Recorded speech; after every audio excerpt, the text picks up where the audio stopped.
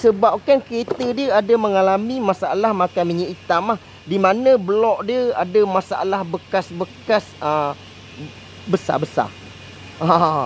Blok tu lubang dia dah besar. 1 juta guys. Bukan 200,000 bang. Korang pakai kereta 200,000 dah hancur guys. Kereta ni mengikut kata owner, okey, 1.3 juta guys.